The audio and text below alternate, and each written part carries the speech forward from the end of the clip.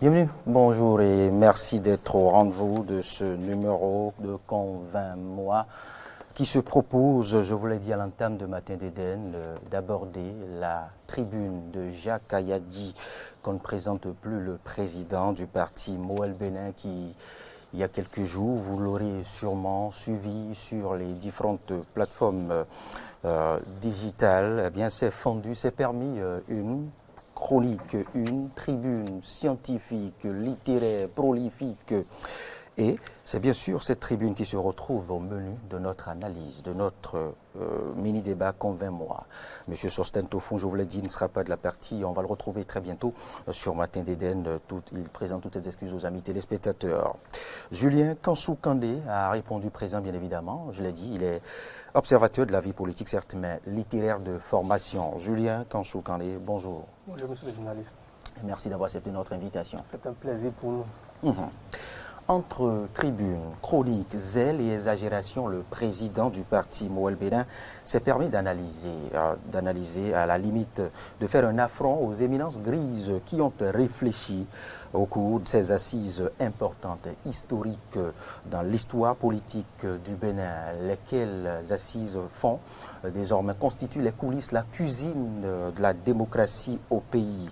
Mais pourquoi maintenant? Quelle est l'opportunité d'une telle analyse aussi prolifique de Jacques Kayadji? Pourquoi ce n'est que maintenant qu'il se retrouve ces vieilles inspirations? On va en parler peut-être dans cette première partie, revenir plus tard avec un membre de la partie, de la famille politique, j'allais dire, de Moël Bénin, ou pourquoi pas avec Jacques Kayadji même, pour nous dire de quoi retourne cette longue réflexion, j'allais dire, très fournie certes, mais à caractère provocateur. On en parle ce matin dans cette première partie, je le précise, on pourra retrouver encore une fois dans la deuxième partie de l'analyse Jacques Kayadji ou un proche à lui pour justifier peut-être de l'opportunité de cet exercice auquel il s'est livré. Alors, Julien Kansou-Kandé, au lendemain de sa tribune, je vous ai lu sur différentes plateformes.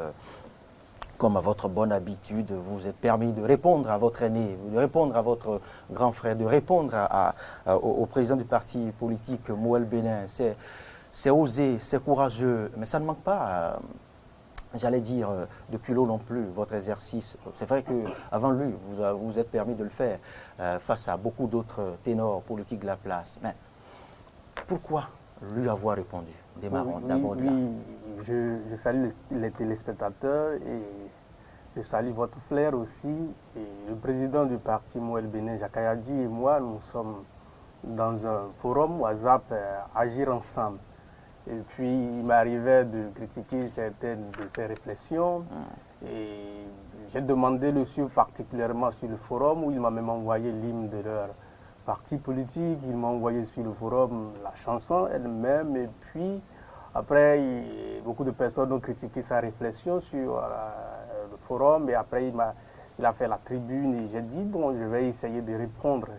Et quelque chose me fait rire un peu parce que quand je voulais faire le débat avec lui, il dit ce débat vous dépasse et beaucoup de personnes ont répliqué parce que vous n'avez pas certainement des arguments contre le jeune que vous aviez dit, puisqu'il y avait posé des questions aussi pertinentes le jour-là.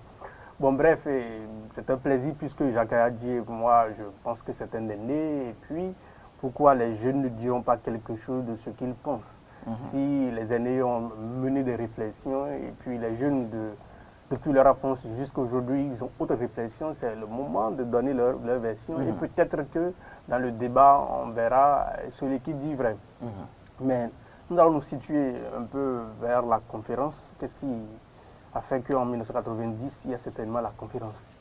Je pense qu'il y a beaucoup d'hommes d'éléments. Après avoir obtenu le pouvoir en 90, 92, en 72 plutôt, le pays est tombé dans le chaos. La révolution, les salaires ne sont pas tombés à pic, les gens, il y a des arrêts de salaire jusqu'à 9 mois.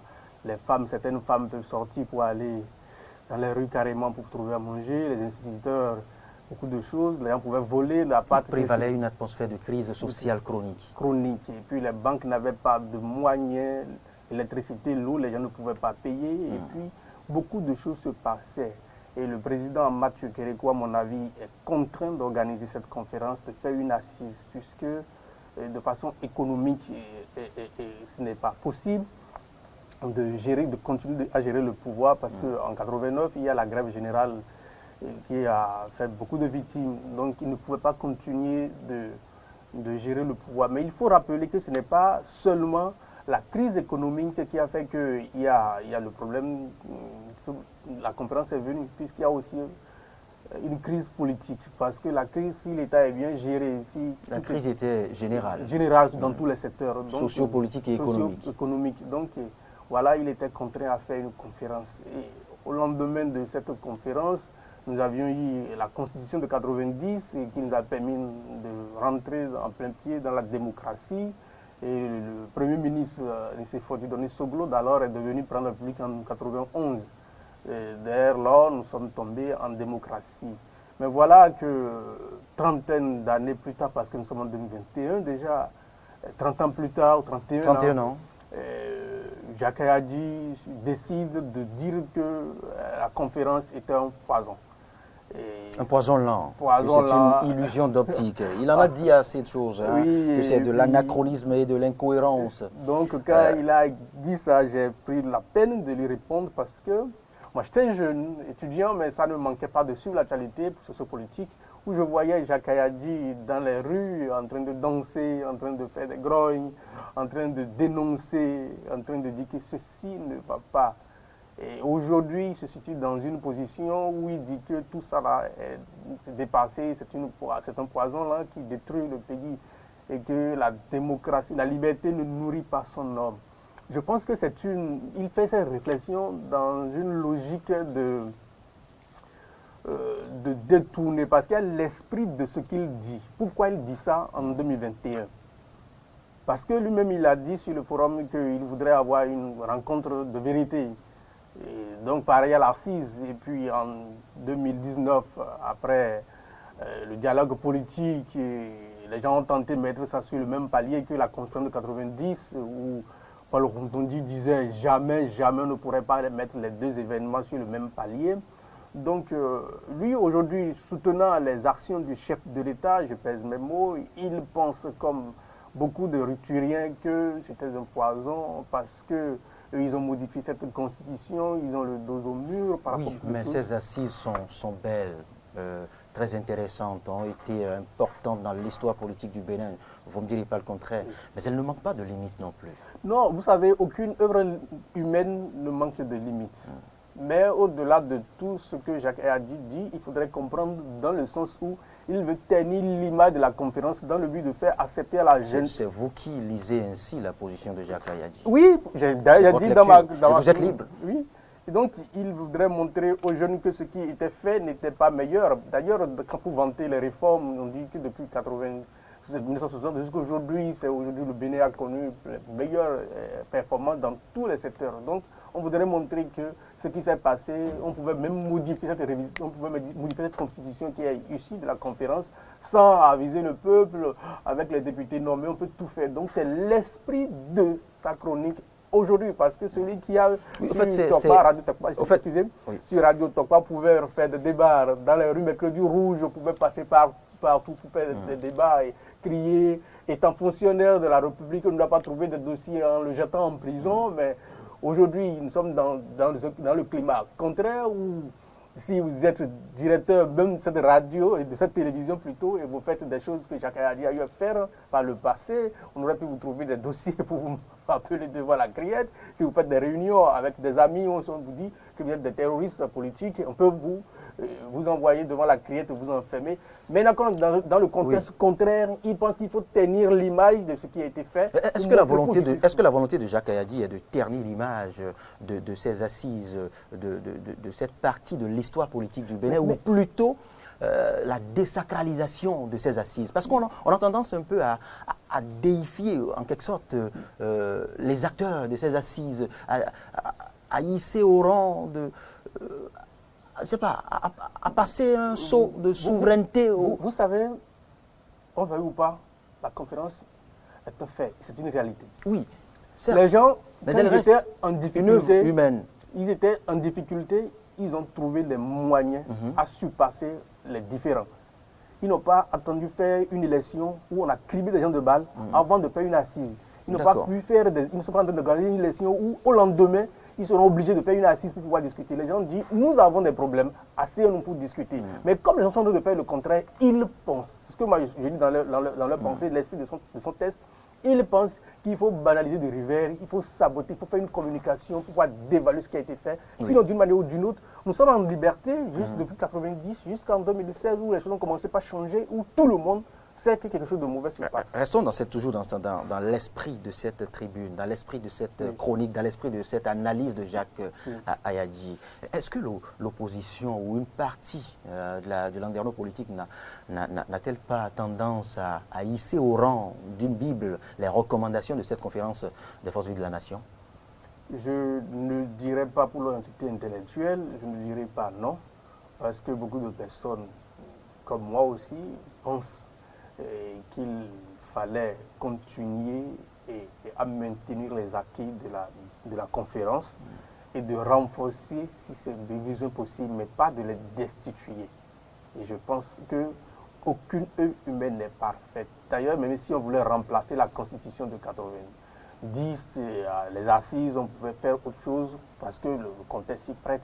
Il fallait faire quelque chose de meilleur dans un climat plus apaisé que de commettre des atrocités, des abominations que par le passé. Mais maintenant, à ne vouloir rien y changer, est-ce là la démocratie, est-ce là l'amour de la patrie, à maintenir telles quelles les recommandations 31 ans après, encore que les réalités sont dynamiques? Vous ne me direz pas le contraire? Oui, c'est ce que je disais, ce n'est pas le fait de faire le statu quo qui fait la chose. Nous avons des téléphones à touche en temps. Si aujourd'hui nous avons des téléphones Android qui n'ont pas les fonctions qui sont meilleures à des téléphones à touche, ce n'est pas bien. Si aujourd'hui nous arrivons à modifier notre constitution où le président de la République veut solliciter des prêts sans l'avis du Parlement, ce n'est pas bien. C'est vrai, parce que dans la Constitution de 90, on dit si pour être président de la République, il faut avoir 40 ans.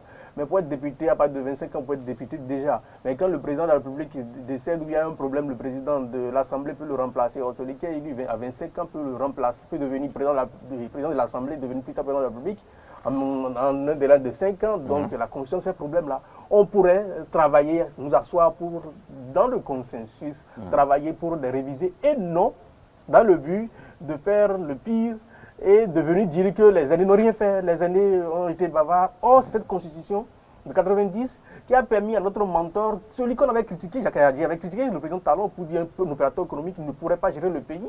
Bon, on voit les réalités aujourd'hui. Mais ça a permis à cette personne de faire les campagnes, de discuter, de passer dans les villages, dans les hameaux pour pouvoir être président. Et on soutient cette même personne et on détruit tous les fondamentaux. Si en 2016, on dit on fait des réformes de système partisan parce qu'il fallait aller loin. Et c'est le parti de celui qui a l'orange, j'oublie le nom, qui est candidat au détriment des démocrates, au détriment même du parti de Jacques Ayadji, qui, avec les réformes du système partisan, n'a pu jamais participer à une élection, ni municipale, ni législative, ni présidentielle. Et donc ce sont des choses qu'on ne peut pas vouloir évoluer et aller à moins au moment où nous sommes dans la colonisation. Donc si aujourd'hui on vient, ceux qui sont des acteurs de la destruction de la République, de notre édifice démocratique, viennent dire que ce qui était fait est un poison, ils étaient dans l'illusion alors.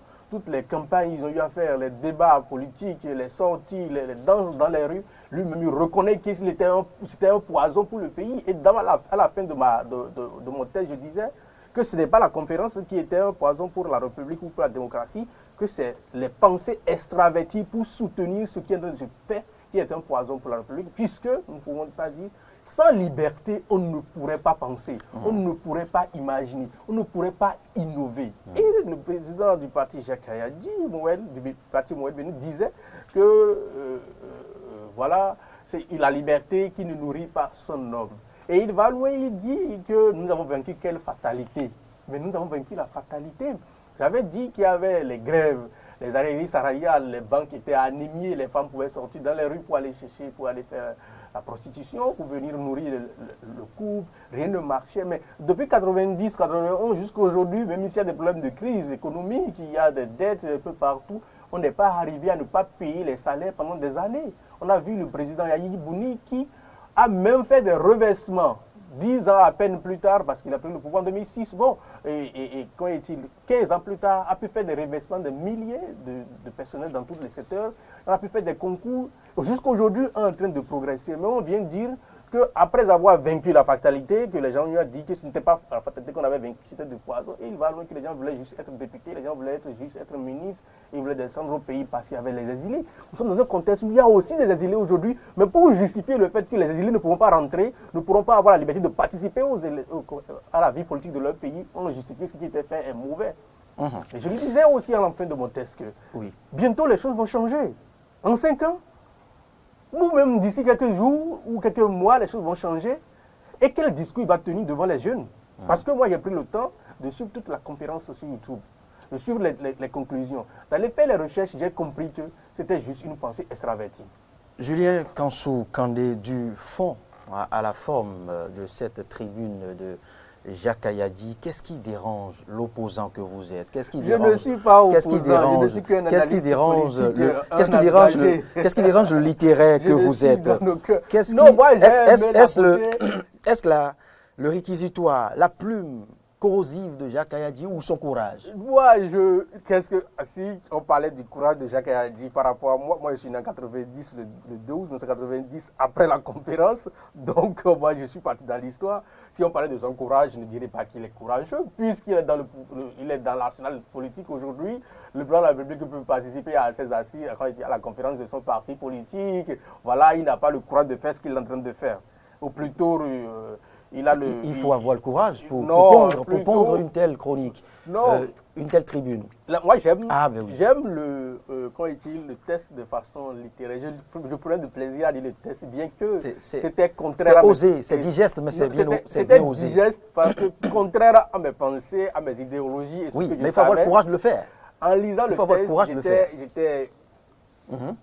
Oui, allez-y. J'étais heureux de lire le test et c'était un plaisir pour moi de lire le test.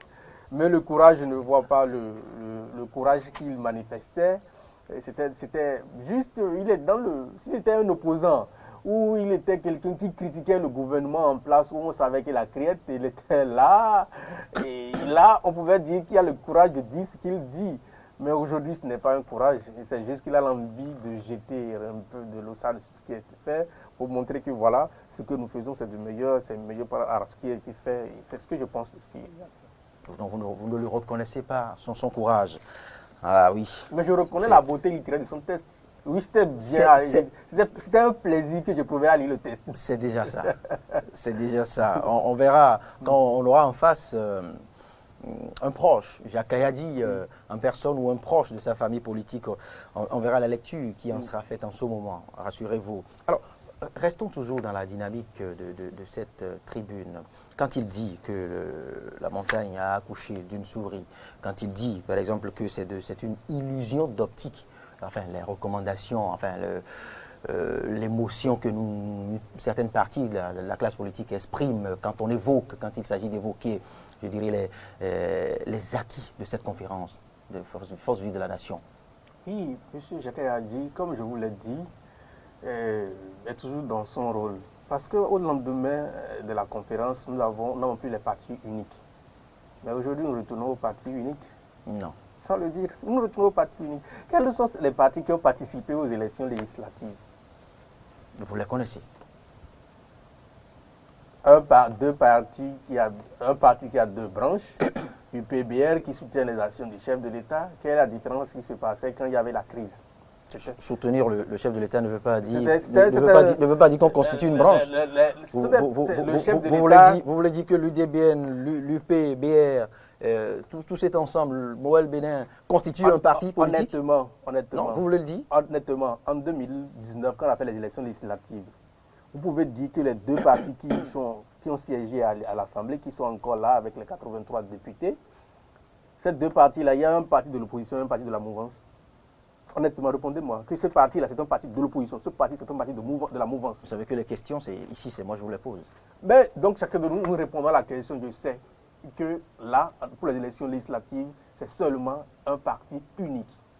Maintenant, les élections... C'est votre lecture. Les élections, comment est-il, municipales, où nous avons Vous êtes libre de vous refuser de voir la réalité en face. Les élections municipales, c'est vous qui ne voyez pas la réalité en face. Les élections municipales, mon cher ami, vous voyez qu'il y a FCBE et les deux autres partis qui ont eu, les deux autres partis qui sont encore assemblés, BRUP, qui ont eu des maires et des conseillers. Ça n'est pas le menu de mon sujet auquel je vous Donc je vous explique toujours le fait que nous sommes en train de retourner au parti unique. Nous voyons que ce sont des gens... Jacques Ayadi en fait cas quelque part dans sa tribune. Donc, oui.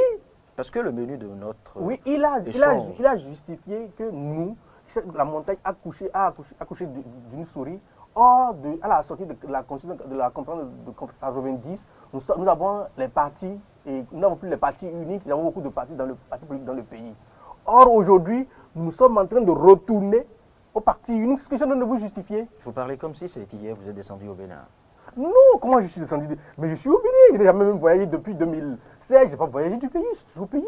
Une fois j'étais au Ghana. Mais... Faites un tour au ministère de l'Intérieur pour vous enquérir. Quelques partis existent sur papier. Mais qu'est-ce qu'on appelle la vie d'un parti politique? Un parti politique existe et vit quand il participe à la gestion de la chose étatique et qu'il y a des représentants à l'hémicycle qui est la base de la démocratie, de la contradiction. C'est votre lecture, ça.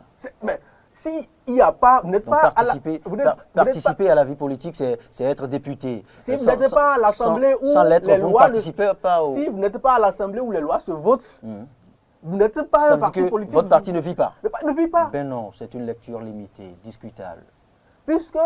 On constate aujourd'hui qu'à la sortie de la conférence de 1990, on a eu beaucoup de partis qui peuvent participer aux élections. Jusqu'en 2016, ou à partir de 2019, les gens ont décidé de faire la politique avec la ruse et la rage.